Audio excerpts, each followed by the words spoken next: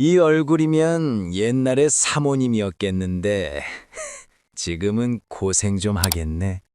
제 아내입니다. 방금 하신 말씀 다시 한번 해보시죠. 안녕하세요. 마음 쉼터입니다.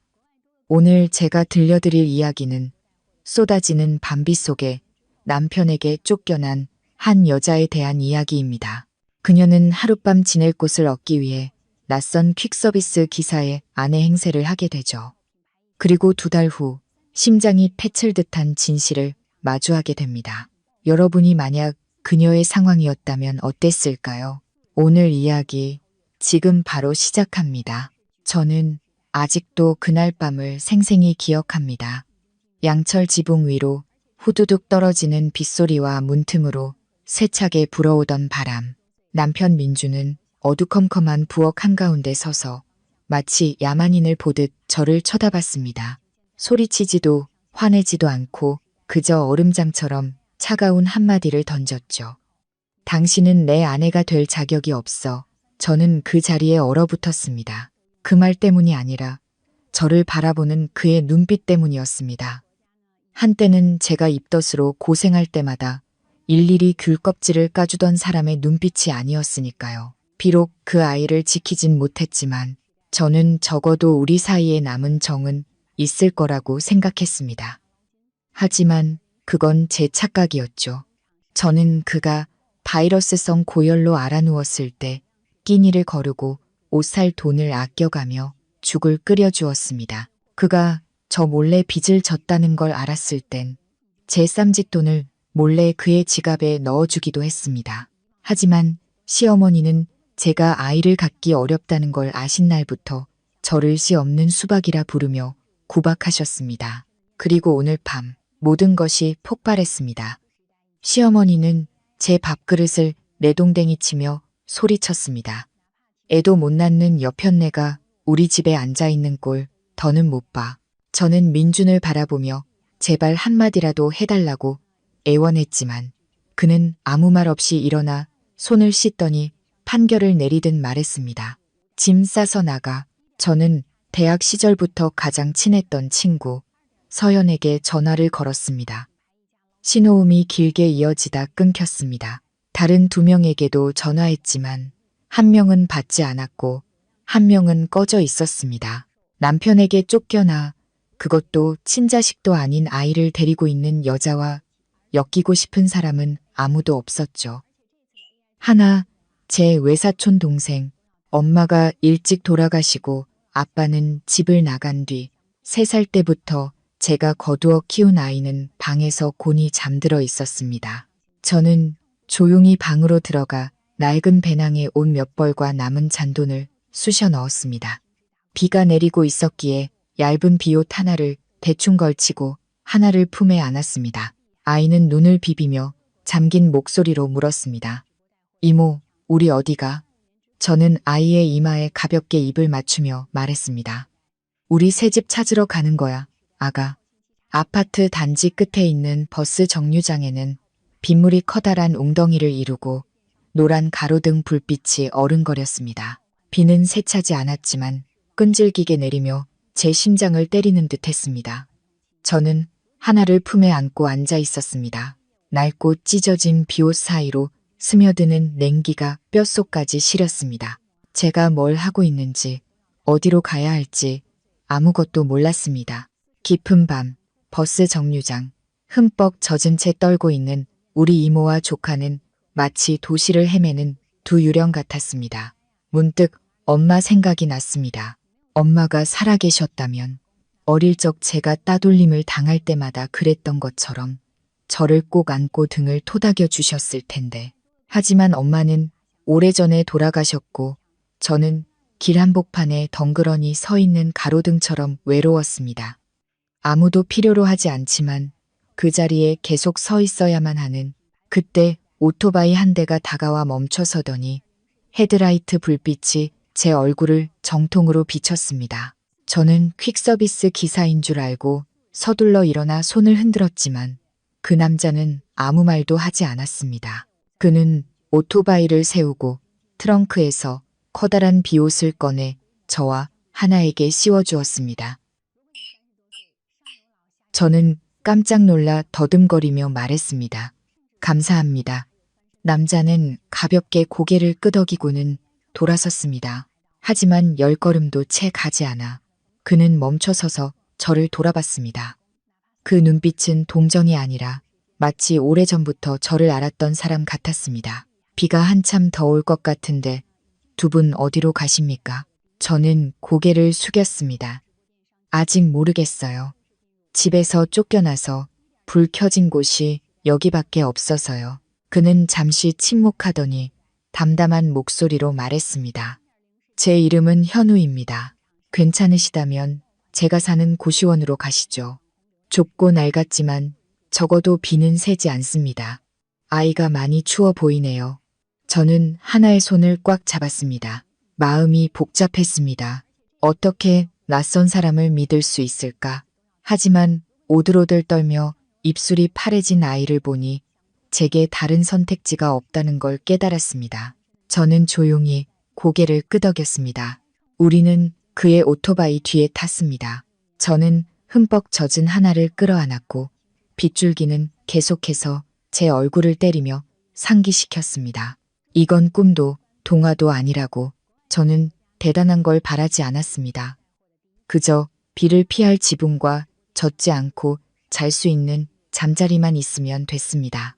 오토바이는 좁은 골목길을 지나 화려한 도시의 불빛과 저를 향했던 경멸의 말들을 뒤로하고 달렸습니다.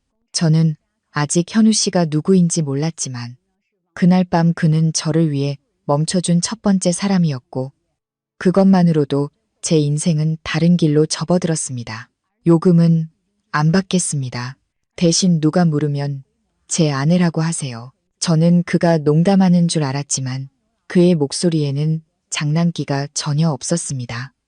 여전히 그 담담한 말투로 아무런 설명도 덧붙이지 않았습니다. 저는 허름한 고시원 건물 처마 밑에서 멍하니 서 있었습니다. 하나는 제 어깨에 기대 잠들어 있었고 저는 여전히 배낭을 꼭 끌어안고 있었습니다. 아이의 머리카락 냄새와 덜 마른 비 냄새가 뒤섞였습니다. 구불구불한 골목길 사이에 숨겨진 낡은 고시원. 바닥 타일은 깨져 있었고 벽은 언제 마지막으로 페인트 칠을 했는지 모를 정도로 얼룩져 있었습니다. 낡은 나무 창문에는 바람을 막기 위해 비닐 조각이 덧대어져 있었습니다. 성냥갑처럼 작고 축축한 방들이 줄지어 있었습니다. 저는 그가 멈춰선 칠호실을 바라봤습니다. 박 아주머니, 여기 주인인데 엄청 깐깐해요. 그가 열쇠를 꽂으며 작게 말했습니다. 부부한테만 방을 세주거든요. 어쩔 수 없이 거짓말을 했는데 괜찮으시겠어요? 저는 고개를 끄덕였습니다. 지금 제게 잃을 게 뭐가 있겠습니까? 어젯밤 남편에게 죄인처럼 쫓겨났습니다. 밥솥 하나 챙기지 못하고 젖은 옷 몇 벌과 하나, 그리고 아무 잘못 없이 친엄마에게 버려진 이 아이뿐이었습니다. 방은 아주 작았습니다. 시멘트 바닥에 깔린 얇은 요 2개. 임시로 만든 나무 선반 위에는 옷 몇 벌과 낡은 책, 통조림 몇 개가 놓여 있었습니다. 천장에 매달린 노란 백열등은 벽의 균열을 더욱 선명하게 비췄습니다. 제가 배낭을 내려놓고 숨을 돌리기도 전에 복도에서 박 아주머니의 목소리가 들려왔습니다. 어이, 현우 총각, 누구야? 그는 저를 가까이 끌어당기며 망설임 없이 제 어깨에 팔을 둘렀습니다. 아, 제 아내랑 딸입니다. 갑자기 올라오게 됐어요. 비가 너무 많이 와서 미리 연락을 못 드렸네요. 박 아주머니는 의심의 눈초리로 저를 훑어봤습니다. 저는 조용히 고개를 숙였습니다. 심장이 쿵쾅거렸습니다. 제가 이런 상황에 처하게 될 줄은 꿈에도 몰랐습니다. 남편에게 버림받은 낯선 여자가 하룻밤 지낼 곳을 얻기 위해 다른 남자의 아내 행세를 해야 하다니. 아주머니는 주위를 둘러보다 구석에서 몸을 웅크리고 있는 하나를 보고는 마음이 누그러졌는지 말했습니다. 알았어. 조용히만 지내. 방 엄청 좁은 거 알지? 문제 일으키지 말고 잘 지내라고. 그녀가 사라지고 나서야 저는 숨을 돌렸습니다. 현우 씨는 저를 보지 않고 조용히 말했습니다. 미안합니다. 저는 뭐라고 답해야 할지 몰라. 그저 묵묵히 배낭에서 수건을 꺼내 하나의 몸을 닦아주었습니다. 아이는 여전히 잠이 덜 깨서 중얼거렸습니다. 이모, 추워. 저는 낡은 스웨터를 꺼내 아이에게 둘러주며 무거운 마음에 짓눌렸습니다. 잠시 후 현우 씨는 휴대용 가스레인지에 냄비를 올렸습니다. 잠시 뒤적이더니 구수한 된장찌개 냄새가 피어올랐습니다. 저는 놀라서 그를 쳐다봤습니다. 퀵서비스 일을 하며 고시원에 사는 사람이 요리까지 할 줄이야. 낡은 냄비가 하나 있어서 가끔 배고플 때 해 먹습니다. 그는 여전히 등을 돌린 채 설명했습니다. 밥상 앞에서 우리는 말이 없었습니다. 배가 고팠는지 하나는 맛있게 밥을 먹었습니다.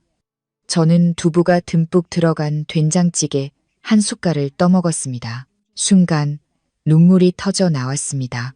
맛있어서가 아니었습니다.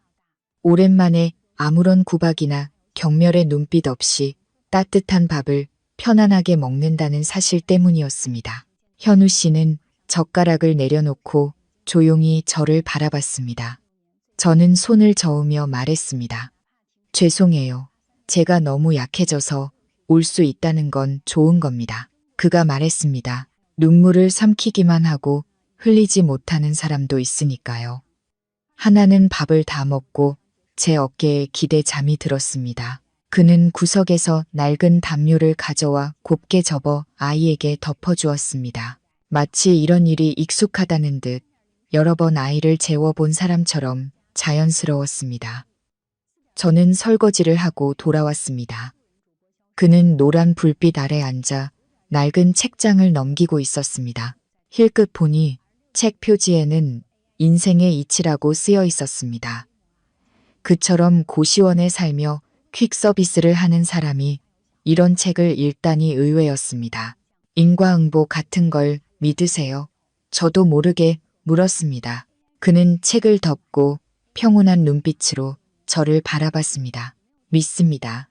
그걸 믿지 않았다면 저는 아마 오래전에 미쳐버렸을 겁니다. 저는 입을 다물었습니다. 문틈으로 찬바람이 불어왔지만 몇 년 만에 처음으로 마음이 따뜻해지는 것을 느꼈습니다. 이 방 때문이 아니라 저를 한 명의 인간으로 대해주는 사람이 있기 때문이었습니다. 사랑은 필요 없어요. 그냥 평온하게 살고 싶어요. 어느 이른 아침 고시원 복도에서 하나의 젖은 옷을 널며 저도 모르게 중얼거렸습니다. 그런데 그날 밤 저와 조카를 빗속에서 구해준 남자 현우 씨가 어느새 제 뒤에 서 있었습니다. 그는 익숙한 이야기를 듣는 사람처럼 시선을 아래로 떨구고 있었습니다.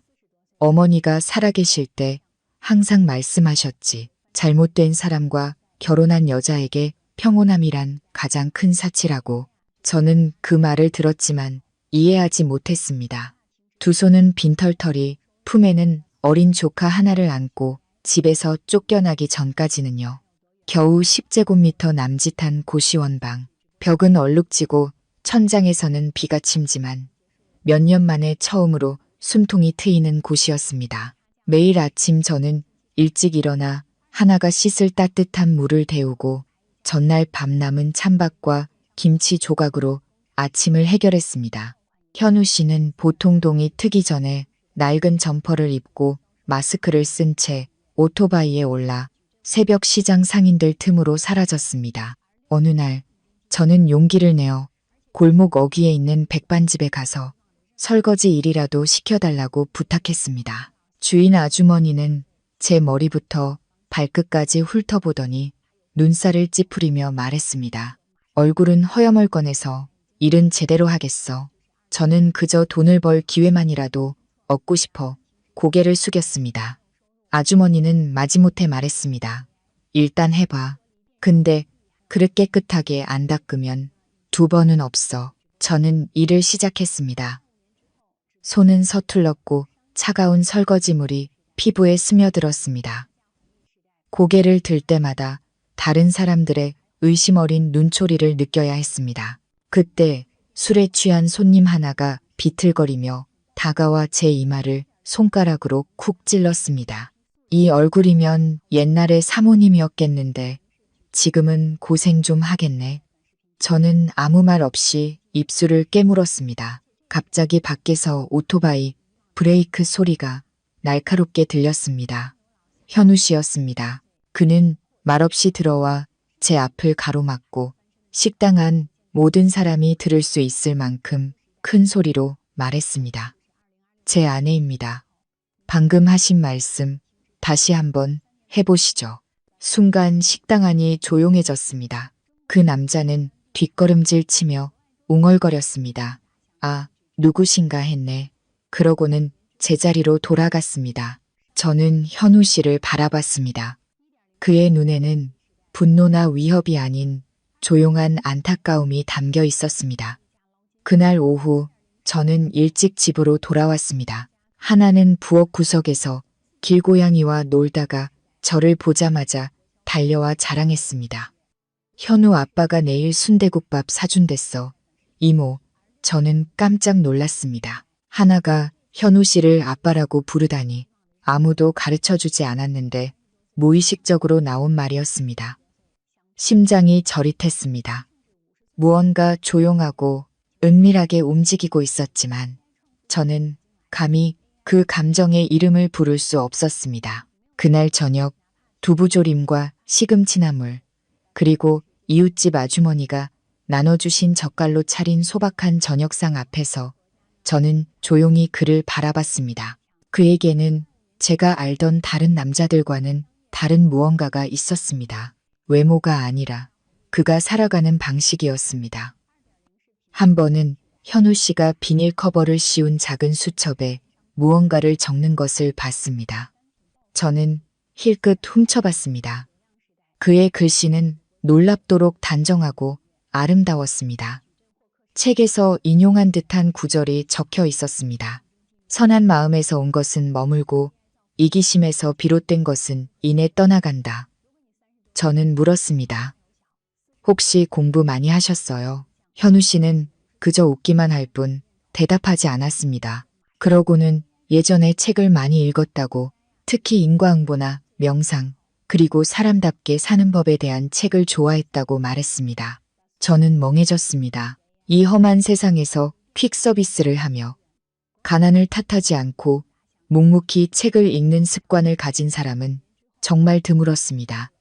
그날 밤 저는 뒤척이며 잠을 이루지 못했습니다. 하나는 얇은 이불 속에서 웅크리고 잠들어 있었습니다.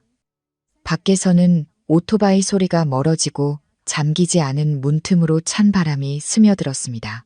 저는 일어나 문을 확인하려다 뜻밖의 광경을 목격했습니다. 방구석, 낡은 스티로폼 박스 뒤에 현우 씨가 무릎을 감싸고 앉아 있었습니다. 그는 제가 일어난 것을 눈치채지 못한 듯 두 어깨를 작게 떨고 있었습니다. 저는 그가 울고 있다는 것을 알았습니다. 소리내지 않고 그저 억눌려왔던 슬픔이 습관처럼 흘러내리는 눈물이었습니다. 저는 그 자리에 멈춰 섰습니다. 그처럼 말없던 남자를 그토록 슬프게 울게 만든 것이 무엇인지 알 수 없었습니다. 저는 감히 묻지도 다가가지도 못하고 조용히 돌아와 하나의 이불을 덮어주고 옆으로 누웠지만 눈을 감을 수 없었습니다. 밖에서는 또 비가 내리고 있었습니다. 빗방울이 양철 지붕을 때리는 소리가 지금 제 마음처럼 시렸습니다. 이름도 신분도 모르는 낯선 사람이었지만 제 인생이 나락으로 떨어졌을 때 처음으로 기댈 곳이 되어준 그 사람이 안쓰러웠습니다. 그날 오후에도 비가 내렸습니다.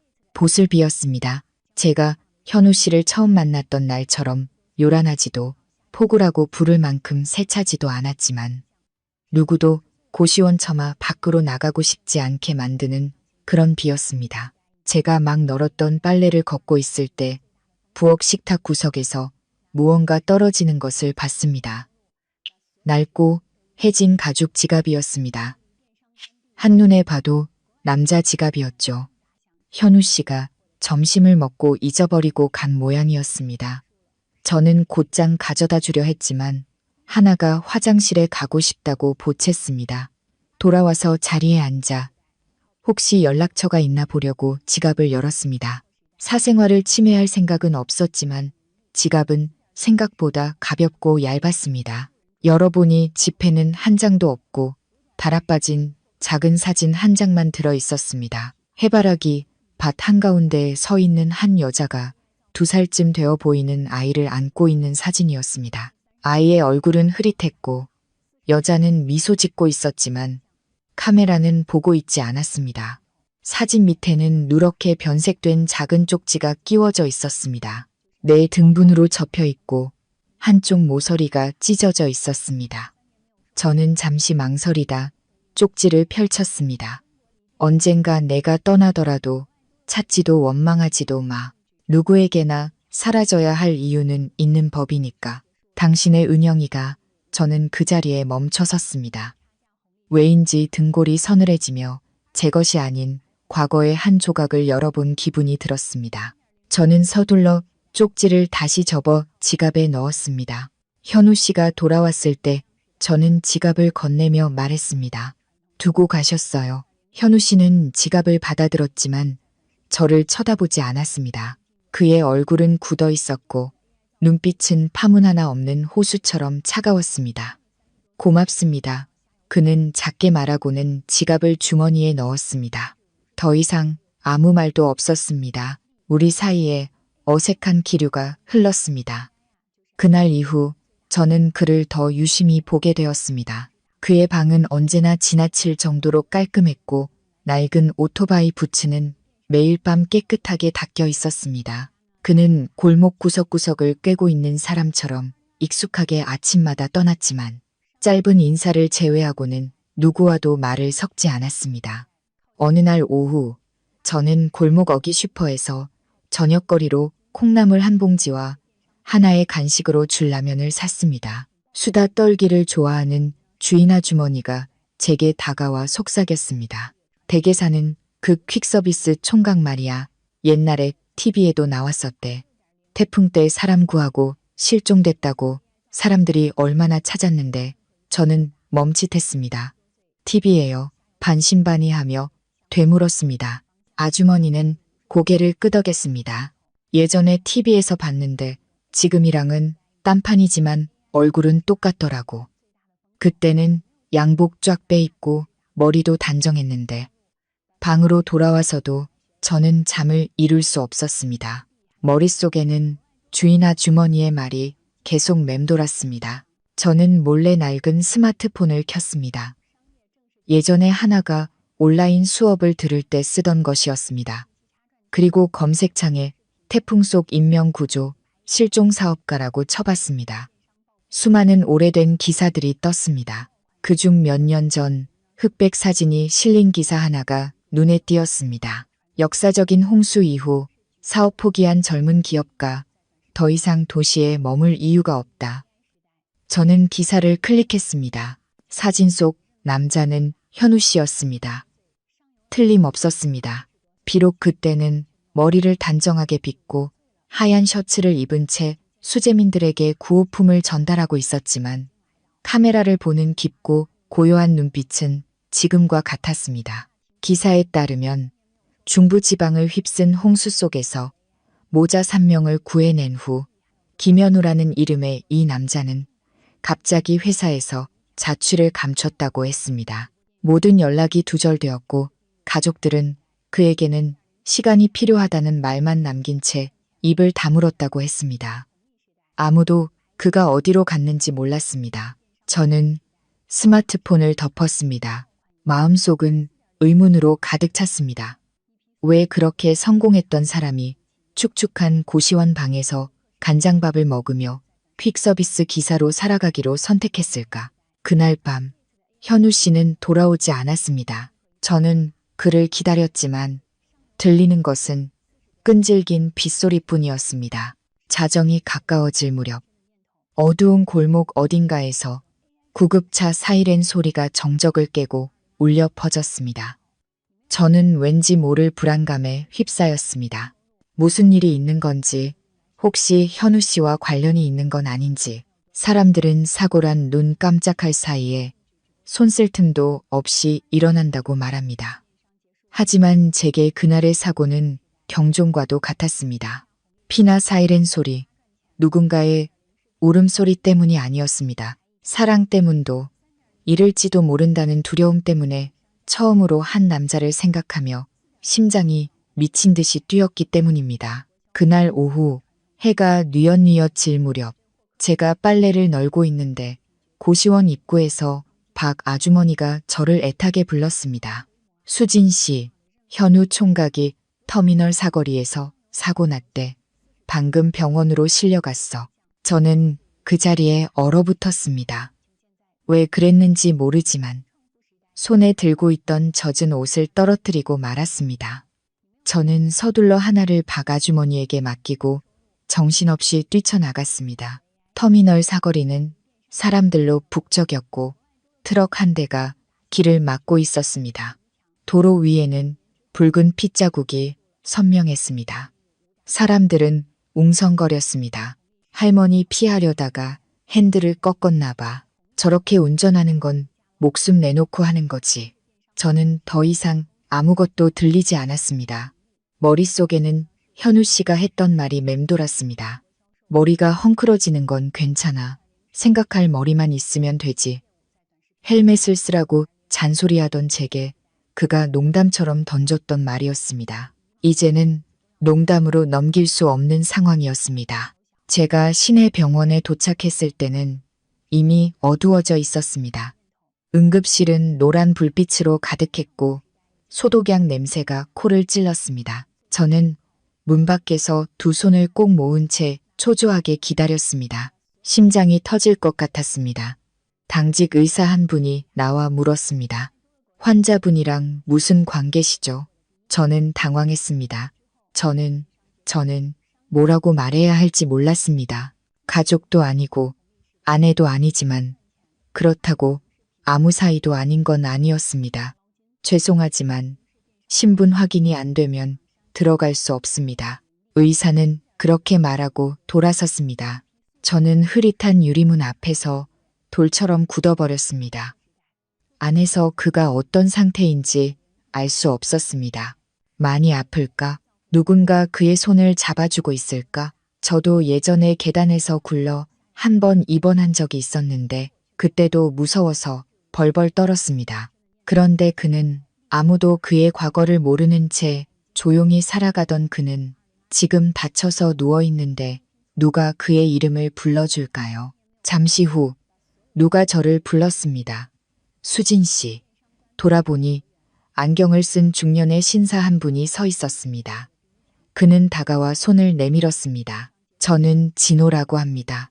현우의 오랜 친구입니다. 소식 듣고 달려왔습니다.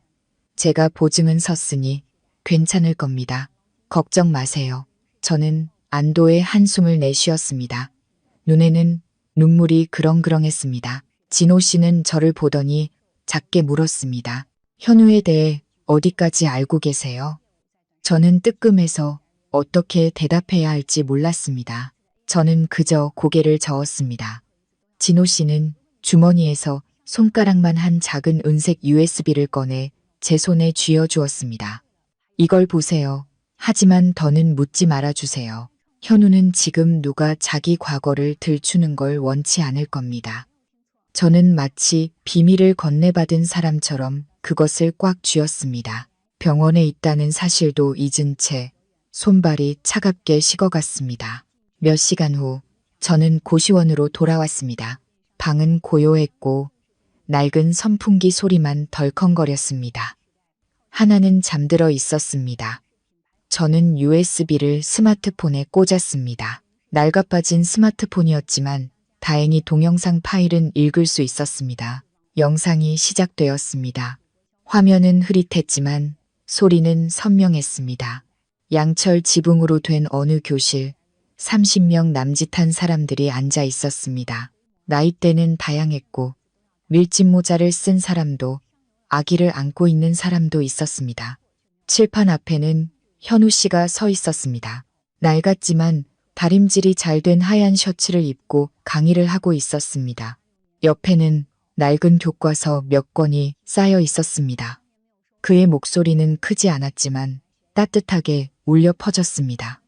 시험 보려고 배우는 게 아닙니다.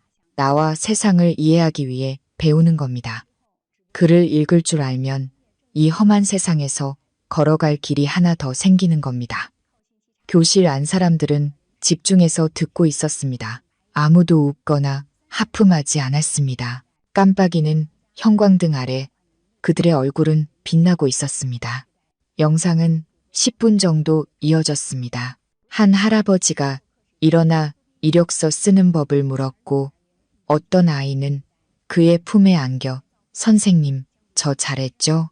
라고 물었습니다. 현우 씨는 아이의 머리를 쓰다듬으며 다정하게 고개를 끄덕였습니다. 저는 영상을 보며 목이 메었습니다. 현우 씨는 선생님이었습니다. 사람들의 길을 밝혀주는 사람, 화려한 학교의 교단이 아니라 감자 한 알, 채소 한 다발, 혹은 그저 감사한 마음으로 수업료를 대신하는 가난한 사람들을 위한 야학의 선생님이었습니다. 저는 스마트폰을 덮고 방안을 둘러봤습니다. 낡고 축축한 냄새가 나는 시멘트 바닥의 방. 하지만 이제는 이상하게 따뜻하게 느껴졌습니다. 그 남자가 제 삶을 묵묵히 스쳐 지나가며 아무런 대가도 바라지 않았기 때문입니다. 어떤 사람들은 평생 명예나 다른 이의 기억에 얽매이지 않고 살아갑니다. 하지만 그들은 누군가에게 빛이었고 다른 사람들이 그들을 보며 아주 조금이라도 더 선하게 살 수 있다고 믿게 만드는 존재였습니다. 그날 밤에도 비가 내렸습니다. 저와 하나가 겪어온 날들처럼 끈질긴 비였습니다. 어디서 시작됐는지도 언제 끝날지도 모르는 고시원 방은 고요했고 낡은 양철 지붕 위로 떨어지는 규칙적인 빗소리와 구석에서 새근사근 잠든 하나의 숨소리만 들렸습니다. 저는 침대 가장자리에 앉아 있었습니다. 손에는 현우 씨가 입원하던 날 진우 씨가 건네준 USB를 여전히 쥐고 있었습니다. 왜인지 망설여졌습니다. 호기심과 존중 사이의 경계선 같은 것이 느껴졌습니다. 하지만 저는 결국 다시 영상을 틀었습니다.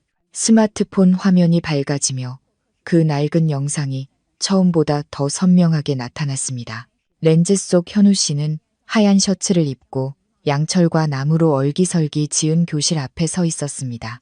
손에는 분필을 들고 칠판에 천천히 한 글자 한 글자 써 내려갔습니다. 그의 목소리는 차분하고 따뜻해서 듣는 이로 하여금 모든 것을 멈추고 귀 기울이게 만들었습니다. 누구도 뒤처져서는 안 됩니다. 당신이 노동자든 시골에서 올라왔든 혹은 중도의 학업을 포기했든 누구에게나 배울 권리가 있고 꿈꿀 권리가 있습니다.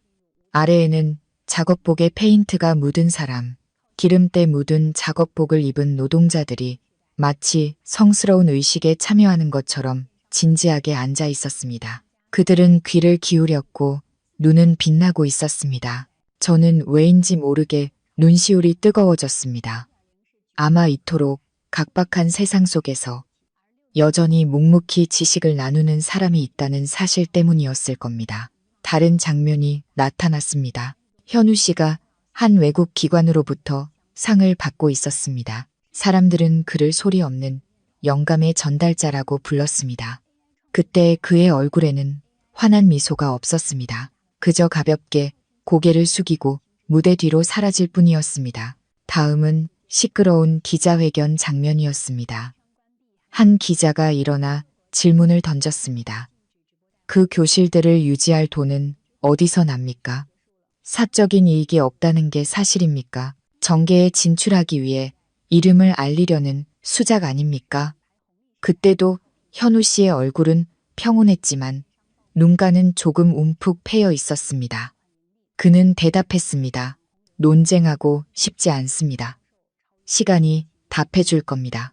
화면이 검게 변하며 영상은 짧은 자막으로 끝났습니다. 그 기자회견 이후 김현우 씨는 모든 사회 활동을 중단하고 언론과의 연락을 끊었다. 저는 스마트폰을 껐습니다. 마음이 무겁게 가라앉았습니다. 그때 진호 씨에게서 문자가 왔습니다. 이제 보셨죠? 저는 답장했습니다. 네, 그는 좋은 사람이네요. 진호 씨의 마지막 답장이 왔습니다. 현우는 모든 걸 잃은 게 아니에요. 단지 명예와 이익에 대한 믿음을 잃었을 뿐입니다. 저는 오랫동안 그 자리에 앉아 있었습니다. 비는 여전히 내렸고 하나가 뒤척이는 소리가 들렸습니다. 저는 아이의 이불을 다시 덮어주었습니다. 아이의 순수하고 의심 없는 얼굴에서 눈을 뗄 수가 없었습니다. 무언가 제 마음속으로 스며들었습니다. 그건 동정도 감사함도 아니었습니다. 처음으로 저는 현우 씨가 안쓰럽다고 느꼈습니다. 자신을 변호하는 대신 침묵으로 살아가는 방식을 택한 그가 안쓰러웠습니다. 모든 것을 겪고도 여전히 다른 사람을 생각하고 생계를 위해 퀵 서비스를 하고 우리에게 저녁밥을 지어주는 그가 안쓰러웠습니다. 의무감 때문이 아니었습니다. 수많은 상처로 금이 갔던 제 심장이 피 한 방울 섞이지 않은 그 남자를 생각하자 저릿하게 아파왔기 때문입니다. 저는 하나에게서 시선을 떼고 일어나 세수를 하려는데 전화벨이 울렸습니다. 화면에 뜬 번호, 저장되어 있진 않았지만 저는 그 번호를 외우고 있었습니다. 전 시어머니였습니다. 저는 몇 초 망설이다 전화를 받았습니다. 수화기 너머로 그녀의 메마른 목소리가 들려왔습니다. 수진아, 민준이가 너를 급히 좀 만나고 싶단다. 내일 시간 괜찮니? 저는 숨이 치는 것 같았습니다. 제가 한때 사랑했고 울었고 온 인생을 바쳐 지키려 했던 그 얼굴. 오늘 조용한 카페에서 그와 마주 앉아 저는 그저 거리를 두고 싶었습니다. 미워서가 아니었습니다. 더 이상 고통과 가까워지고 싶지 않았기 때문입니다. 카페는 쇼핑몰 2층 구석에 있어 한산했습니다. 차가운 백색 조명이 광택나는 테이블 위로 제 모습을 비췄습니다. 저는 등을 꼿꼿이 세우고 얼음이 다 녹아버린 냉수컵 위에 가만히 손을 올려두었습니다. 민주는 언제나처럼 10분 늦게 도착했습니다. 그는 단 한 번도 시간을 지킨 적이 없었습니다. 여전히 그 회색 셔츠에 단정한 넥타이, 걸음은 빨랐지만 어딘가 망설이는 듯한, 마치 상처 준 옛 연인에게 용서를 구하러 왔지만 확신이 없는 사람 같았습니다. 잘 지냈어. 그는 자리에 앉으며 조심스럽게 의자를 끌었습니다. 마치 제가 그의 첫사랑이라도 되는 것처럼 예의 바른 태도로 상처를 무마하려는 듯 했습니다. 저는 대답하지 않고 미지근한 물을 한 모금 마셨습니다. 눈은 그를 똑바로 쳐다봤습니다. 저는 그가 먼저 입을 열기를 바랐습니다. 더 이상 역할극 뒤에 숨지 못하도록. 어머니도 후회하고 계셔. 나도 마찬가지고 몇 달 지나고 보니 당신이 이 집을 위해 얼마나 애썼는지 알겠더라. 다시 돌아와주면 안 될까, 수진아? 저는 희미하게 웃었습니다. 비웃음도 씁쓸함도 아닌 그저 감정이 없는 웃음이었습니다. 지금 당신에게 필요한 게 아내야?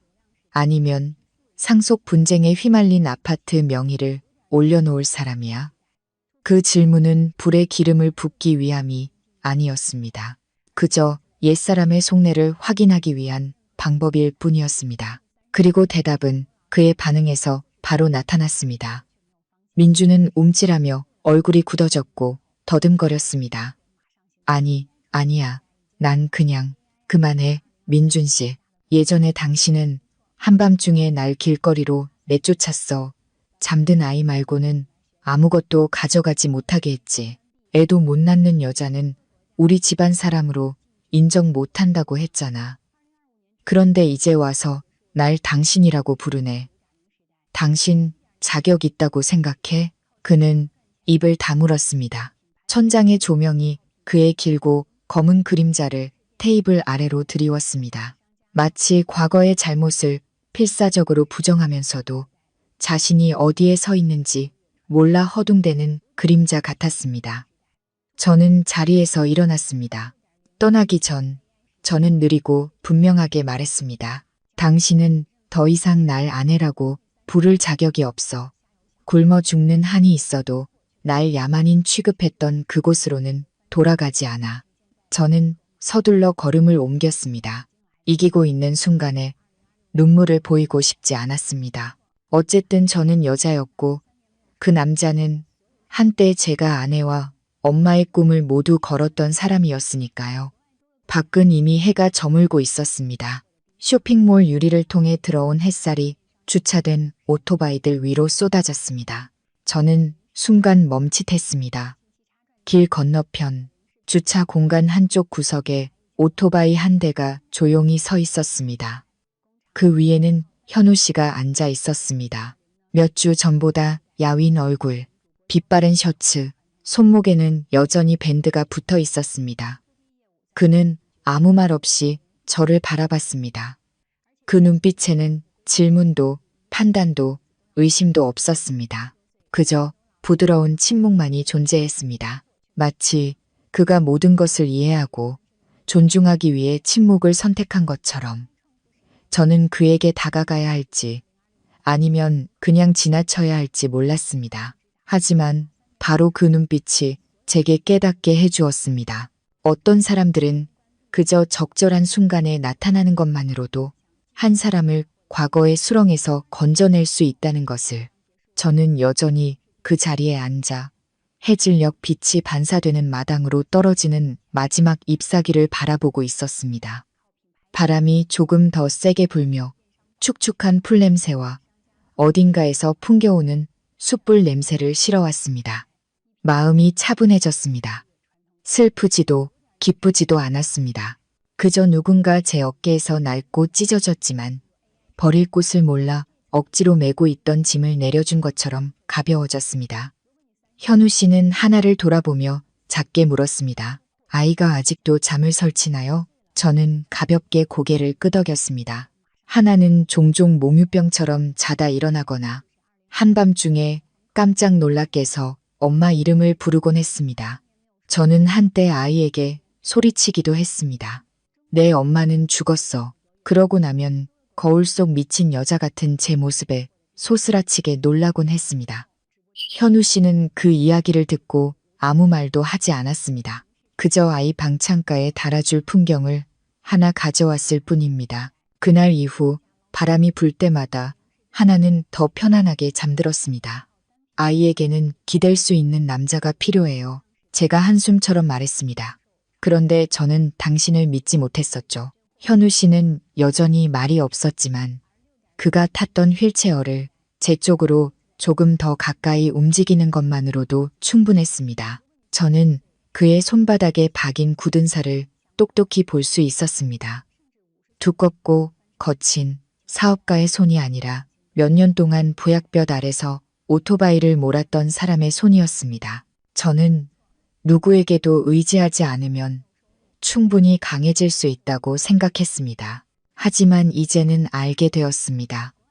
진정으로 강하다는 것은 올바른 사람에게 기댈 줄 아는 용기를 갖는 것이라는 걸. 그는 가볍게 고개를 끄덕였습니다. 마치 오래전부터 알고 있었지만 제가 깨닫기를 기다려준 사람처럼 저는 그의 어깨를 봤습니다. 셔츠 한쪽에 실밥이 터져 있었습니다. 아마 사고 때 생긴 흠집일 텐데 그는 여전히 그 옷을 입고 있었습니다. 찢어진 상처를 꿰매지 않으면 그 틈으로 영원히 바람이 들어온다는 것을 자신에게 상기시키기 위함일지도 모릅니다. 저는 그에게 민중과 함께 살던 시절 이야기를 했습니다. 금이 가던 결혼 생활을 붙잡고 싶어서 임신했다는 거짓 초음파 사진을 보여준 적이 있다고. 그때 처음으로 민준이 기뻐하는 모습을 봤지만 그 기쁨은 일주일도 가지 않았다고. 거짓말이 들통난 후 저는 뺨을 맞았습니다. 저는 그 손길을 영원히 잊지 못할 거라고 생각했습니다. 하지만 이제는 알 것 같았습니다. 아픔은 뺨을 맞은 사실에 있는 게 아니라 제 뱃속에 아이가 없으면 사랑받을 자격이 없다고 스스로 생각했던 제 마음에 있었다는 것을 현우 씨는 아무 말 없이 조용히 손을 뻗었습니다. 처음으로 그가 먼저 제 손을 잡았습니다. 그 손은 따뜻했습니다. 여름이라서가 아니었습니다. 자신의 심장이 피 흘리고 아물기를 반복하며 아무런 대가 없이 다른 사람의 상처를 기꺼이 꿰매줄 준비가 된 사람의 손이었기 때문입니다. 우리는 잠시 더 앉아 있었습니다. 아무도 말이 없었습니다. 멀리서 환경미화원 아주머니가 빗자루로 바닥을 쓰는 소리가 들려왔습니다. 피곤했던 하나가 휠체어에서 내려와 제 무릎을 베고 누워 눈을 감았습니다. 저는 아이의 머리를 쓰다듬으며 현우 씨를 돌아봤습니다. 나중에 하나가 크면 뭘 기억할까요? 현우 씨는 미간을 찌푸렸습니다. 뭘요? 우리가 아무것도 없었던 거요. 집도, 결혼식도, 약속도 없었잖아요. 그는 침묵하더니 조용히 대답했습니다. 만약 훗날 아이가 그 아무것도 없었던 시간 속에서도 자신을 버리지 않은 사람이 있었다는 걸 기억한다면 그걸로 충분하지 않을까요? 저는 문득 눈시울이 뜨거워졌습니다. 슬퍼서가 아니었습니다. 태어나서 처음으로 누군가가 제게 이유도 조건도 없이 네가 여기 있기 때문에 나도 여기 있는 거야 라고 말해주는 것 같았기 때문입니다. 더 강한 바람이 불어왔습니다. 현우 씨는 휠체어 위에 있던 책을 잡으려 했지만 한 발 늦었습니다. 책장이 팔랑거리며 날아갔습니다. 저는 허리를 숙여 책을 주었고 그 순간 멈춰섰습니다. 그 페이지에는 누군가 파란 펜으로 진하게 밑줄 그어놓은 시 한 구절이 있었습니다. 행복은 말할 필요가 없다. 그저 곁에 머물러주면 된다. 저는 손 안의 책을 가만히 쥐었습니다. 너무나 소박한 시였지만 제 마음 가장 깊은 곳을 건드렸습니다. 아까 그 이웃 아주머니가 여전히 음식 봉지를 든 채 돌아와 우리를 보고 킥킥 웃었습니다. 결혼식 꼭 해. 내가 신랑 신부 떡은 꼭 해올게. 저는 웃었고 현우 씨도 웃었지만 아무도 대답하지 않았습니다. 아마 우리의 이야기는 결혼식이라는 증명이 필요 없는 것일지도 모릅니다. 그저 이 저녁 저와 그리고 무릎 위에서 곤히 잠든 아이가 있는 것만으로도 충분했습니다. 저는 한때 화려한 웨딩드레스, 반짝이는 금반지, 밤하늘을 수놓는 불꽃놀이를 꿈꿨습니다. 하지만 이제 제게 필요한 것은 이 낡은 고시원의 등유 램프보다 더 따뜻한 그의 눈빛과 진심 어린 고갯짓 하나뿐이었습니다. 결혼식 바로 전날 현우 씨는 고시원을 돌며 이웃들에게 고개 숙여 낡은 스테인리스 테이블과 전구들을 빌렸습니다. 그리고 끊어진 전구를 하나하나 정성껏 다시 이었습니다. 주인 박 아주머니는 처음에는 고개를 저으며 말했습니다. 마당도 좁은데 무슨 결혼식을 이렇게 유난스럽게 해. 하지만 현우 씨의 진심을 보고는 마음을 바꿨습니다. 심지어 다른 결혼식장에서 쓰던 낡은 배경 현수막까지 얻어다 주었습니다. 저는 입을 옷이 없었습니다. 예전 웨딩드레스는 비 내리던 밤 쫓겨났던 그 집에 두고 왔으니까요. 옆방 화영 언니가 이 사실을 알고는 누렇게 빛바랜 하얀 한복을 가져와 작게 말했습니다. 내가 약혼식 때 입었던 거야. 지금이라도 써. 미안해하지 말고. 저는 거울 앞에서 낡은 머리핀으로 헝클어진 머리를 정리하며 목이 메는 것을 느꼈습니다. 아쉬움이나 서러움 때문이 아니었습니다.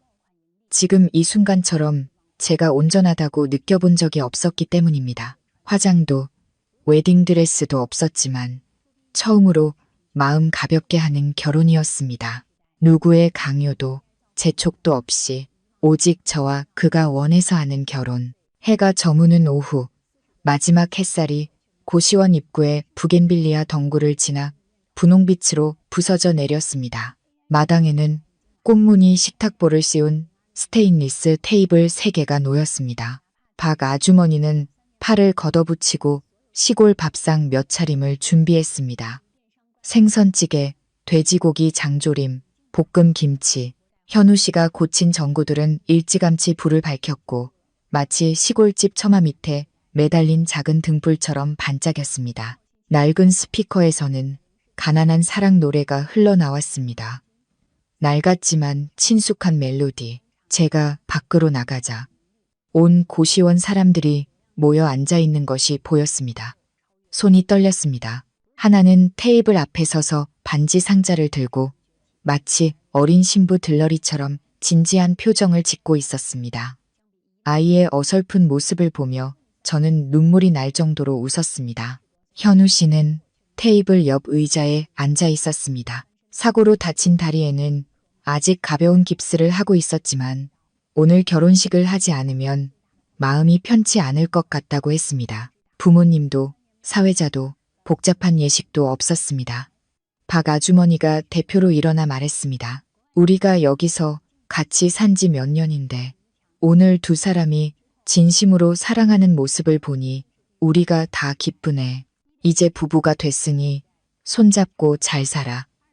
그러자 늘 수줍어하던 하나가 떨리는 손으로 반지 상자를 들고 다가왔습니다. 현우 씨는 반지를 받아 제 손에 끼워주며 딱 3마디만 했습니다.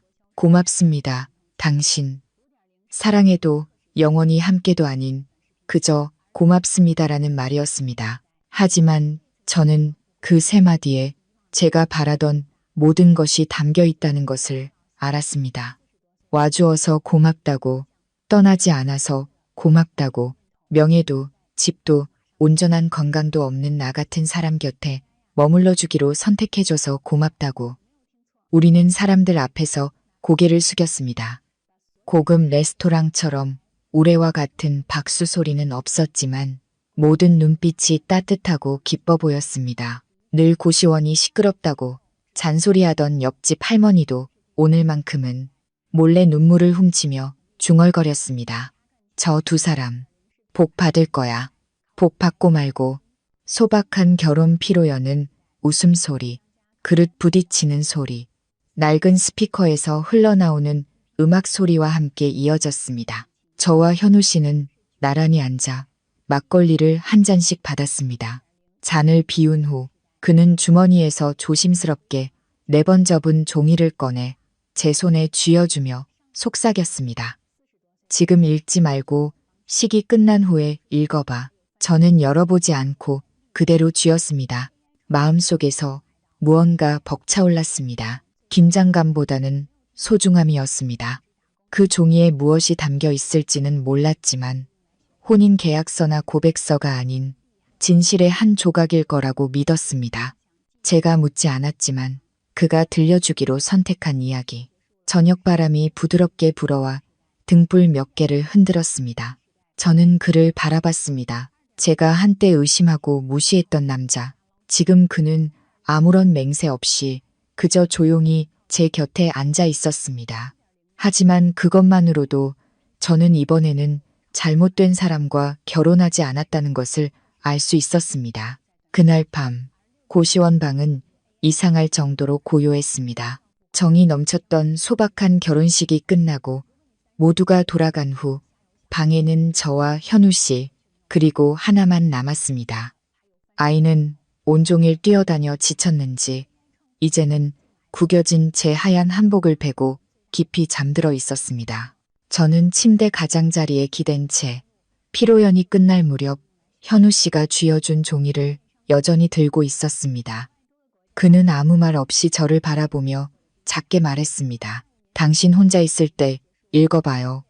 저는 종이를 펼쳤습니다. 연애편지도 집문서나 계약서도 혼인신고서도 아니었습니다. 서툴지만 꼼꼼하고 정성스럽게 그린 손 그림이었습니다. 작은 양철 지붕집. 그 앞에는 삐뚤빼뚤한 글씨로 하나네 집밥이라고 쓰인 간판이 그려져 있었습니다. 그 아래에는 소박한 메뉴들이 적혀 있었습니다.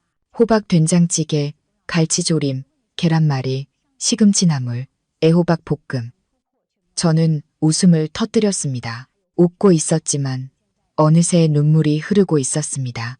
그 음식들은 제가 만들었던 것들입니다. 하나가 좋아했던 음식도 있고 제가 감기에 걸렸을 때 현우 씨가 처음으로 끓여준 것도 있고 제가 태워버렸지만 그가 맛있게 다 먹어준 것도 있었습니다.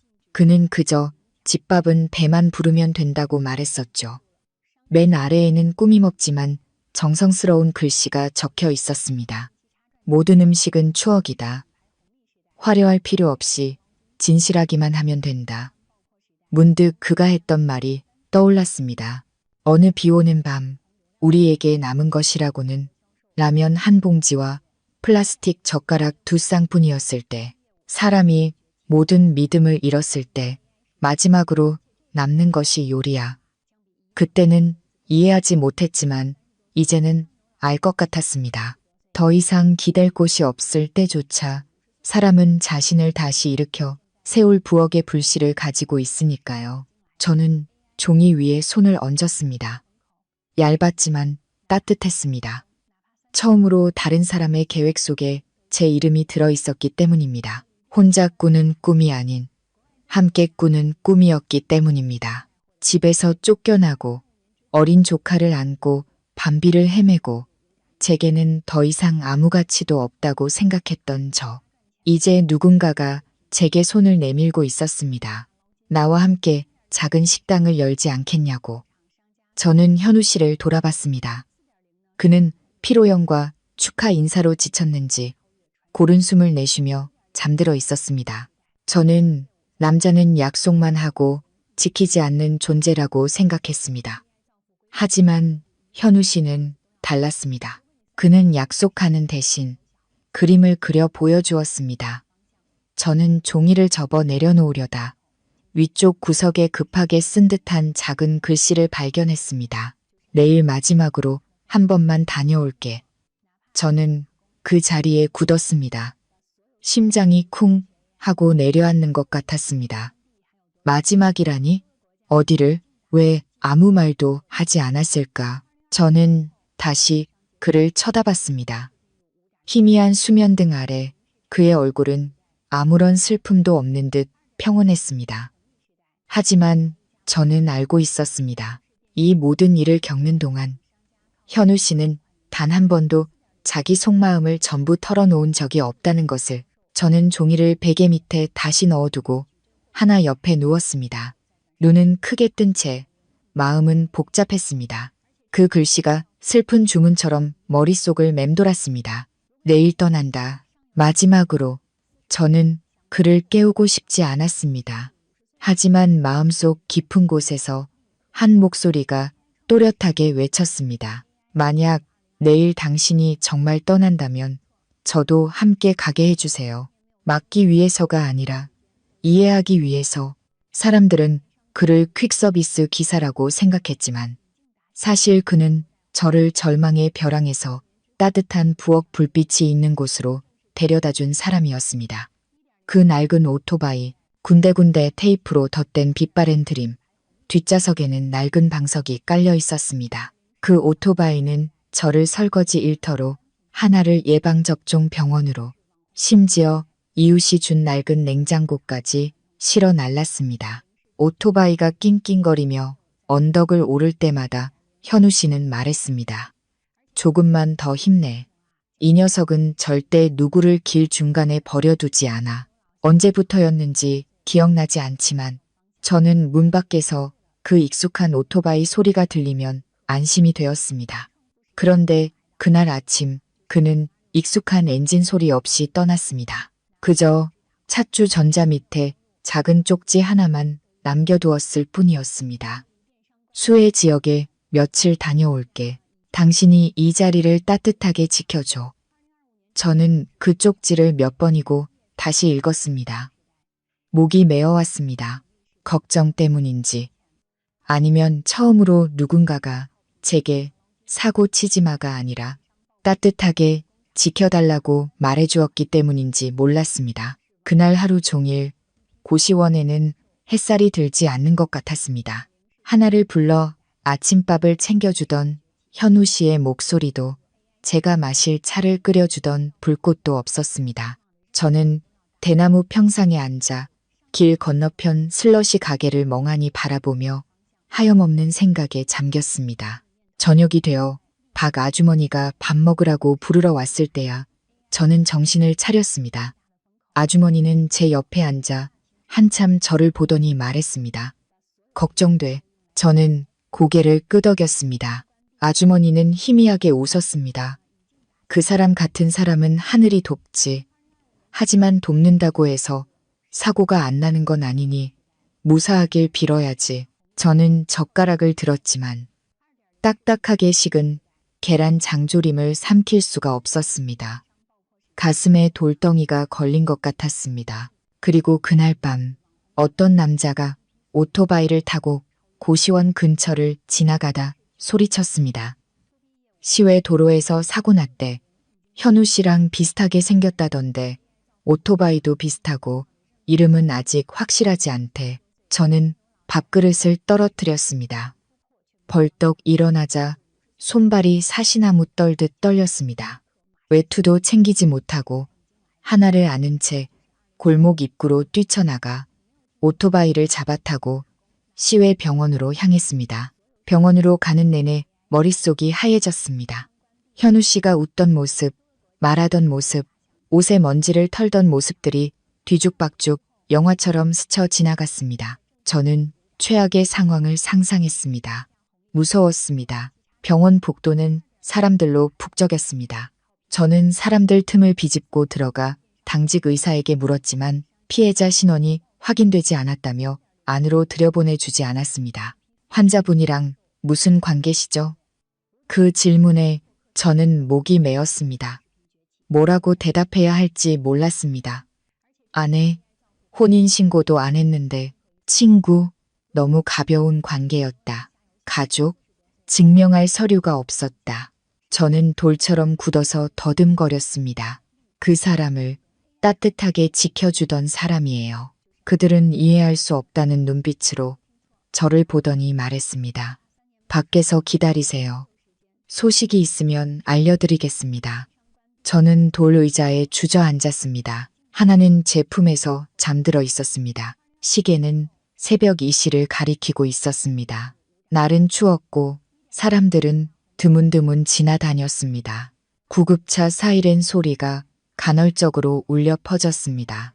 사이렌 소리가 들릴 때마다 심장이 쪼그라들었습니다. 마침내 의사 한 분이 나와 환자 이름을 불렀습니다. 현우 씨가 아니었습니다. 저는 울음을 터뜨렸습니다. 안도에서도 실망에서도 아니었습니다. 방금 제가 겪은 그 시간이 제 마음을 몇 살은 더 늙게 만든 것 같았기 때문입니다. 저는 고시원 입구에 서 있었습니다. 밤새 잠을 못 자 눈이 뻑뻑했고 목은 바짝 말라 있었습니다. 아직 날이 채 밝지 않아 양철 지붕 위에는 이슬이 맺혀 있었고 공기는 손끝이 시릴 정도로 차가웠습니다. 저는 밤새 시외 병원에서 돌아와 주변을 헤맸습니다. 마주오는 오토바이 한 대 한 대를 쳐다보며 익숙한 실루엣을 볼 때마다 심장이 철렁 내려앉았습니다. 손에는 낡은 사진 한 장이 들려 있었습니다. 현우 씨가 늘 타던 시리우스 오토바이, 저를 첫 설거지 일터로, 하나를 예방접종 병원으로, 심지어 이웃이 준 낡은 냉장고까지 실어 날랐던 그 오토바이. 그런데 어제 사람들은 사고가 났고 오토바이가 똑같이 생겼다고 했습니다. 저는 감히 울지 못했습니다. 제가 소리내어 울면 가장 두려워하는 일이 현실이 될 것만 같았기 때문입니다. 밤새 병원 복도에서 잠도 자지 않고 더 묻지도 않고 그저 제발 그가 아니게 해주세요 라고 중얼거리며 기다렸습니다.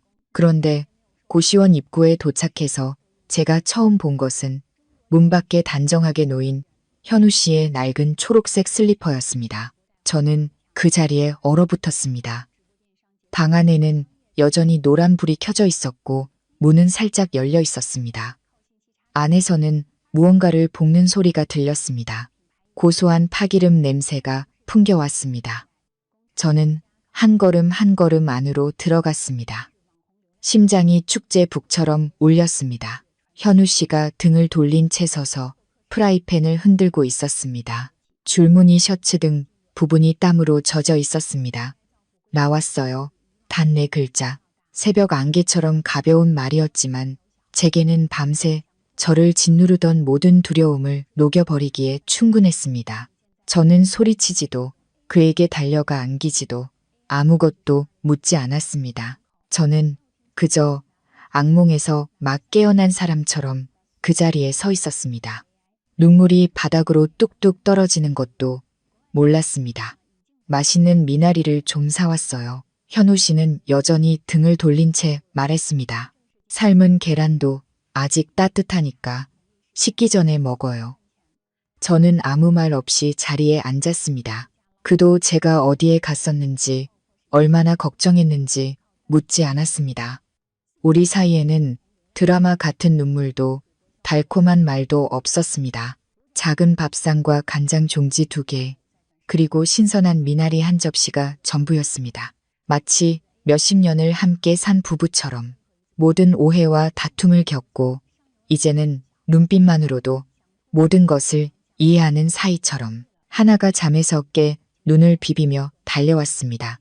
현우 아빠, 이모는 저는 손을 뻗어 아이를 품에 안았습니다. 현우 씨가 돌아보며 부드럽게 웃었습니다. 여기 있네. 돌아왔어. 오늘 우리 가족 다 같이 밥 먹자. 저는 고개를 들어 그의 눈을 봤습니다. 그 안에 부드러운 빛이 담겨 있었습니다. 그 빛은 제가 한 남자에게서 처음 보는 것이었습니다. 그가 남편이나 가장이어서가 아니라 그가 저로 하여금 머무는 사람이 되고 싶게 만들었기 때문입니다. 식사 후 제가 설거지를 끝내자 그는 찬장에서 낡고 두꺼운 표지의 수첩을 꺼냈습니다. 이거 예전부터 주려고 했는데 기회가 없었네요. 지금이 딱 좋은 때인 것 같아요. 저는 수첩을 펼쳤습니다. 첫 장에는 단정한 글씨로 이렇게 쓰여 있었습니다. 집밥, 식당 개업, 계획, 준비 단계. 그 아래에는 항목별로 계획이 적혀 있었습니다. 저렴한 가게 자리 알아보기, 중고 테이블과 의자 구매, 간판 만드는 법 배우기, 계절 메뉴 짜기. 모든 메뉴 옆에는 주석이 달려 있었습니다. 호박전. 수진 씨가 비 오는 날 먹고 싶다고 했던 것. 갈치조림. 셋이 함께 먹은 첫 메뉴. 계란말이. 하나가 밥 더 달라고 했던 메뉴 봤죠. 현우 씨가 웃었습니다. 거창할 필요 없어. 진실하기만 하면 돼. 저는 눈시울이 뜨거워져 고개를 끄덕였습니다. 태어나서 처음으로 저는 생존을 위해 누군가에게 매달리는 존재가 아니라고 느꼈습니다. 저는 누군가와 함께 미래를 계획하고 있었습니다. 의지하기 위해서가 아니라 함께 만들기 위해서. 저는 자리에 주저앉아 수첩을 품에 안고 현우 씨를 올려다봤습니다. 우리 정말 하는 거예요? 네, 정말 하는 거예요. 오늘부터 시작합시다. 밖에서는 해가 떠오르고 있었습니다. 빨랫줄에는 하나의 옷이 바람에 흔들리고 있었습니다. 새로운 인생이 막 시작되고 있었습니다. 꽃도 불꽃놀이도 화려한 조명도 없이 오직 믿음과 등 뒤에서 들려오는 한마디. 내가 여기 있어요. 하나 식당이라는 간판은 낡은 나무판 위에 흰 페인트로 쓴 삐뚤빼뚤한 글씨였습니다. 두 가닥 철사로 위태롭게 매달려 있었지만 제 눈에는 도시의 그 어떤 화려한 네온 사인보다 더 반짝였습니다. 아름다워서가 아니었습니다. 그건 제 아이의 이름이었고 저와 현우 씨의 인생이 새로운 장으로 넘어가는 이정표였기 때문입니다. 그날 아침 우리는 아직 동이 트기 전에 일어났습니다. 현우 씨가 먼저 일어나 조용히 물을 끓였습니다. 석유 난로가 타는 소리가 축축한 고시원 방 전체를 깨우는 듯 했습니다. 저는 그의 등 뒤로 다가가 식탁 위에 놓인 갈치 한 손, 배추 한 포기, 신선한 생강, 그리고 현우 씨가 고향에서 가져온 전통 간장병을 봤습니다. 저는 손을 씻고 머리를 단정하게 묶고 박 아주머니가 빌려준 앞치마를 둘렀습니다. 그리고 식당의 첫 메뉴, 갈치조림을 만들기 시작했습니다. 냄비에 첫 갈치 조각을 넣을 때 손이 미세하게 떨렸습니다. 생강 냄새, 간장 냄새, 기름 냄새. 모든 것이 저를 벅차오르게 했습니다. 예전에 저는 백반집에서 설거지를 했습니다. 이제 저는 제 딸의 이름을 건 주방에서, 제가 사랑하는 아이의 이름을 건 주방에서 저만의 방식으로 간을 맞추고 있었습니다. 하나는 주위를 뛰어다니며 쉴 새 없이 제잘거렸습니다. 이모, 내가 테이블 깨끗하게 닦았어. 이모, 첫 손님은 아직 안 와? 내가 여기서 기다릴게. 현우 씨는 스테인리스 테이블 2개를 길가에 내놓고 햇볕을 가릴 파라솔을 폈습니다. 그의 얼굴은 땀으로 젖어 있었지만 눈빛은 단단했습니다. 그는 말이 없었지만 이따금 저를 보며 고개를 끄덕였습니다. 마치 조용한 믿음을 보내주는 것처럼. 첫 손님은 골목 어귀의 택시 기사 아저씨였습니다. 아저씨는 허 웃으며 말했습니다. 이 집 배춧국이 그렇게 맛있다고 소문이 자자하던데 사실이야. 저는 서둘러 국을 그릇에 담았습니다. 손이 마치 첫 요리 시험을 치르는 사람처럼 떨렸습니다. 현우 씨는 옆에서 국그릇을 쟁반에 올려 조심스럽게 아저씨에게 가져다 주었습니다. 제 눈은 그를 따라갔고 마음은 걱정과 기대로 가득 찼습니다. 아저씨가 식사하는 동안 저는 숨을 죽였습니다. 마침내 아저씨가 숟가락을 내려놓고 한마디 했을 때 저는 그 말을 영원히 잊지 못했습니다. 이 집 밥에서는 사람 냄새가 나네. 저는 하마터면 울음을 터뜨릴 뻔했습니다. 기사 아저씨, 다음으로는 떡볶이 장사를 하는 아주머니, 골목 초입에 사는 젊은 부부, 그리고 복권 파는 할머니까지. 그들은 단지 밥을 먹으러 온 것이 아니었습니다. 웃음과 축하, 그리고 따뜻한 공감의 눈빛을 함께 가져왔습니다. 어떤 사람은 속삭이기도 했습니다. 저분 혹시 예전에 TV에서 무료로 공부 가르쳐 주던 김현우 씨 아니야? 저 눈빛, 내가 똑똑히 기억하는데. 현우 씨는 그저 웃으며 아무런 해명도 하지 않았습니다. 그는 설거지를 하고 테이블을 닦고 주문을 받았습니다. 마치 이 식당에 가장 사소한 일들을 하기 위해 태어난 사람처럼 평온하게. 하나는 축제가 열린 것처럼 신이 났습니다. 손님이 식사를 마칠 때마다 달려가 물었습니다. 아저씨, 맛있었어요? 여기 우리 집 식당이에요. 햇살이 강해지면서 부엌의 구수한 냄새가 골목으로 퍼져나갔습니다. 고작 갈치조림, 배춧국, 계란말이 같은 소박한 음식들이었지만 저는 마치 성스러운 주방에 서 있는 기분이었습니다. 한 숟갈의 간장, 한 꼬집의 소금이 모두 추억이고 기억이며 새로운 시작이었습니다. 그날 저녁 모든 정리가 끝난 후 저는 식당 앞 플라스틱 의자에 앉아 한숨을 돌렸습니다. 현우 씨가 낡고 모서리가 해진 수첩 한 권을 테이블 위에 올려놓았습니다. 열어봐요. 그가 말했습니다. 저는 첫 장을 넘겼고 이어서 다음 장들을 넘겼습니다. 그리고 놀랐습니다. 수첩 가득 단정한 글씨로 무언가 적혀 있었습니다.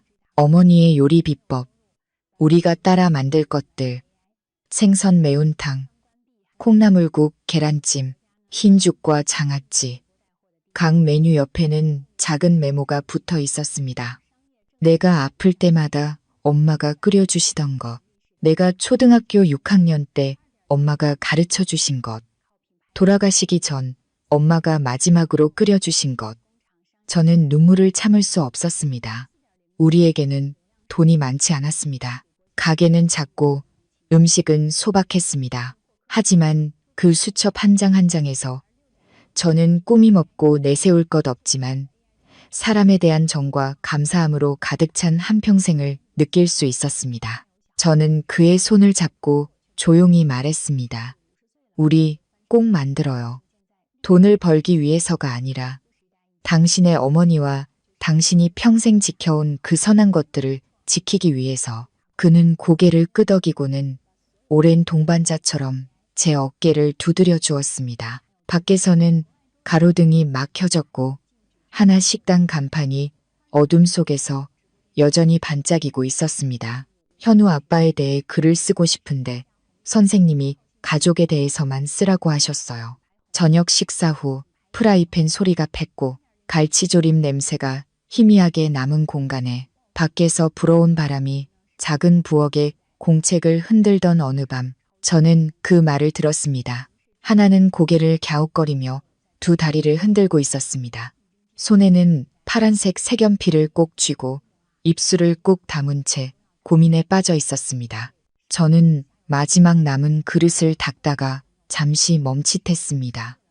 그리고 어떻게 대답해야 할지 모를 때마다 그랬던 것처럼 그저 응하고 짧게 대답했습니다. 현우 씨는 옆에서 시금치를 다듬으며 아이를 바라보고 있었습니다. 그는 아무 말 없이 제게 짧은 눈빛을 보냈습니다. 저는 그 눈빛의 의미를 알았습니다. 그 질문이 단순히 장문 숙제에 대한 것이 아니라는 것을 그도 알고 있었습니다. 하나는 하얀 종이에 글을 써 내려갔습니다. 현우 아빠는 비가 올 때 엄마와 저를 데려다 준 사람입니다. 그때 저는 너무 어려서 아무것도 몰랐지만 아빠는 엄마에게 비옷을 주고 우리를 불빛이 있는 곳으로 데려갔습니다. 저는 아이가 쓴 글을 한 줄 한 줄 읽으며 숨을 죽였습니다.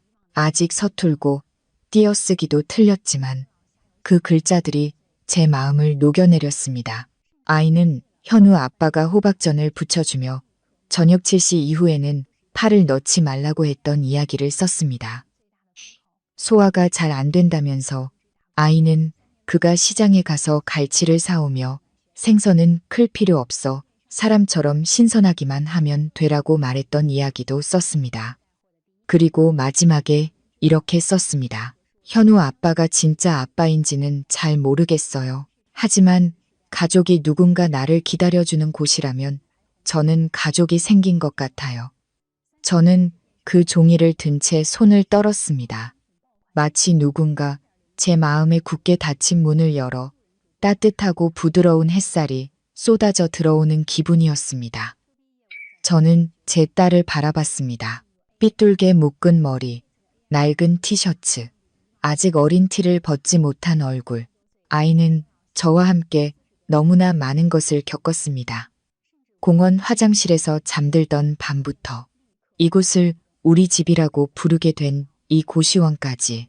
비록 벽은 시멘트 그대로고 천장에서는 물이 냈지만 저는 아이가 저를 원망할까봐 아빠는 어디 있어? 라고 물으며 영원히 저를 용서하지 않을까봐 두려웠습니다. 하지만 오늘 아이는 순수함과 자부심으로 현우 씨에 대해 글을 썼습니다. 마치 그 남자가 핏줄이라는 연결고리 없이도 자연스럽게 아이의 마음속에 들어온 것처럼 현우 씨는 아무 말 없이 제 손에서 조용히 종이를 받아들었습니다. 다 읽고는 종이를 접어 지갑을 열어 낡은 사진이 있는 칸에 소중하게 끼워 넣었습니다. 저는 그가 그 위를 조용히 손으로 쓸어보는 것을 봤습니다. 마치 말로 표현할 수 없는 성스러운 것을 만지는 것처럼. 하나가 저를 돌아보며 물었습니다. 엄마, 그럼 우리 이제 진짜 가족인 거네? 저는 아이의 손을 꼭 잡고 대답 대신 웃었습니다. 억지로 짓는 웃음도 억누르는 웃음도 아니었습니다. 평생 짊어지고 있던 무거운 짐을 막 내려놓은 사람처럼 가벼운 웃음이었습니다. 그날 밤 하나가 잠든 후 저와 현우 씨는 낡은 나무 식탁에 마주 앉았습니다. 우리가 매일 동전을 세고 그날의 메뉴를 정하던 바로 그 자리였습니다. 현우 씨는 얇은 목걸이 2개를 꺼냈습니다. 둥근 펜던트에는 각각 과 쉬이 새겨져 있었습니다. 그는 하나를 제 쪽으로 밀며 말했습니다. 다시 결혼식은 하지 맙시다. 얽매이는 것도 말고요. 하지만 당신이 이걸 걸면 그게 바로 우리 집이에요. 저는 아무 말 없이 조용히 목걸이를 목에 걸었습니다. 목걸이는 무겁지 않았지만 제 심장은 묵직하게 가라앉았습니다. 슬퍼서가 아니었습니다. 마침내 저는 깨달았습니다. 사람이 부부가 되기 위해 요란한 결혼 반지나 성대한 파티가 필요한 것이 아니라는 것을, 때로는 아이가 아빠라고 부르는 것, 묵묵히 곁을 지켜주는 남자, 그리고 불이 켜진 따뜻한 부엌만으로도 충분하다는 것을. 세상에는 이름 붙일 필요 없는 관계들이 있습니다. 하지만 충분히 따뜻하다면 그것 또한 가장 소박한 의미의 가족입니다. 연말 오후 하나 식당은 여느 때처럼 붉은 불빛으로 활기찼습니다. 단골 손님들이 오가고 이른 새의 인사 소리가 김이 모락모락 나는 시래기국 냄새와 뒤섞였습니다. 낡은 방수포로 만든 처마 밑에는 종이 폭죽 장식이 매달려 있었습니다. 색은 바랬지만 봄을 부르기에는 충분히 붉었습니다. 저는 주방에서 두부찌개에 들어갈 순두부를 조심스럽게 떠넣고 있었습니다. 현우 씨의 손이 제 어깨에 가만히 얹히더니 국자를 가져갔습니다. 간은 내가 볼게요. 저는 말없이 그를 바라봤습니다. 그가 후추를 조금 뿌리고 가볍게 국자를 젓는 모습. 마치 그의 모든 행동이 제가 행복이라는 단어를 알기 전부터 이미 이곳에 속해 있었던 것처럼 자연스러웠습니다. 저는 한때 불꽃놀이가 있는 결혼식을 꿈꿨다고 말한 적이 있습니다. 하지만 가장 반짝이는 불꽃은 밤하늘에서 터지는 것이 아니라 한 사람이 다른 사람을 위해 조용히 두부 한 조각을 떠주는 이 주방에서 조용히 타오르고 있었습니다. 식당 밖에서는 하나가 밥을 나르고 있었습니다. 누군가 선물해준 빨간 털모자 아래로 얼굴이 환하게 빛났습니다. 아이는 손님들이 이 집 밥은 집밥 맛이 나네라고 칭찬할 때마다 입이 귀에 걸리도록 웃었습니다. 저는 3년 전에 제 모습을 떠올렸습니다. 한밤중에 비를 맞으며 집에서 쫓겨나 어린아이를 품에 안고 갈 곳을 몰라 헤매던 여자. 저는 제 인생이 그저 견디고 기다리는 날들의 연속일 거라고 생각했습니다. 하지만 저는 틀렸습니다. 저는 누군가가 자리를 내어주기를 기다릴 필요가 없었습니다. 저는 스스로 일어섰고 스스로 밥을 지었고 상처로 썩어 문드러졌을지도 모를 제 마음의 문을 두려워하지 않고 두드려준 사람을 스스로 찾았습니다. 나이든 택시기사 아저씨가 식사를 마치고 지팡이를 짚고 일어서며 돌아보고 말했습니다. 올설에는 고향에 안 내려가도 되겠어. 여기서 밥 먹으니 충분하네. 현우 씨는 저를 보며 웃지도 말하지도 않았습니다. 그저 차를 따르다가 찻잔을 건네며 제 손을 가만히 스쳤을 뿐입니다. 저는 그 손길에 담긴 의미를 알았습니다. 감사함과 인정, 그리고 말로 할 필요 없는 약속이 담겨 있었습니다. 이웃박 아주머니가 저녁 무렵 가게에 들렀습니다. 여전히 그 쩌렁쩌렁한 목소리로 야, 내가 소식 들었는데 뒷골목에 사람이 안 사는 낡은 단층집이 하나 있대. 너랑 현우 씨 분가할 생각 없어? 계속 고시원에 사는 것도 힘들잖아. 제가 대답하기도 전에 아주머니가 웃었습니다. 돈 걱정은 마. 그 낡은 집 너희가 깨끗하게만 써주면 된대. 내가 알지. 너희라면 거길 진짜 따뜻한 보금자리로 만들 거라는 거. 저는 현우 씨를 돌아봤습니다. 그는 찌개 그릇을 내려놓고 낡은 행주로 손을 닦고는 저를 바라봤습니다. 묻지도 고개를 끄덕이지도 않고 그저 기다렸습니다. 저는 밥을 덮어서 그의 그릇에 담아주고는 저녁 햇살에 점차 밝아오는 전구 불빛이 켜진 식당 밖을 바라봤습니다. 우리가 어디를 가든 괜찮아요. 함께 있기만 한다면요. 저는 그 말을 가볍게 내뱉었습니다. 잃어버린 것들에 대해 더 이상 생각하지 않게 된 것처럼 가볍게, 더 이상 밤중에 쫓겨난 여자가 아니라 부엌 한가운데 서서 불을 지키고 다시 사랑하는 법을 알게 된 제 자신을 바라보는 것처럼 가볍게 하나가 달려와 먹다 남은 과자 2조각을 내밀었습니다. 아빠랑 나눠 먹을래. 한 사람에 한 개씩. 우리는 웃었습니다. 그 웃음 속에는 금은보화도 하얀 웨딩드레스도 화려한 연회도 없었지만 한 가족의 맛이 온전히 담겨 있었습니다. 저는 작은 식당 한가운데 깜빡이는 전구 불빛 아래 앉아 있었습니다. 손님들이 주문하는 소리, 머리카락에 배는 부엌의 연기 냄새, 그리고 이상할 정도로 평온한 제 마음의 소리를 들었습니다. 마침내 저는 깨달았습니다. 사람은 행복을 만들기 위해 보석이 필요한 것이 아니라는 것을, 그저 한 끼의 식사, 기다려주는 사람, 음식을 덜어주는 사람, 그리고 먹어. 아직 따뜻할 때라고 말해주는 사람만 있으면 된다는 것을. 어떤 결말은 불꽃놀이나 요란한 결혼식이 필요 없습니다. 그저 따뜻한 밥 한 끼와 서로를 이해하는 눈빛만으로도 평생을 데우기에 충분합니다. 행복은 때로 우리가 얼마나 많은 돈이나 명예를 가졌는지가 아니라 결국 돌아갈 사람이 누구인지에 달려 있습니다.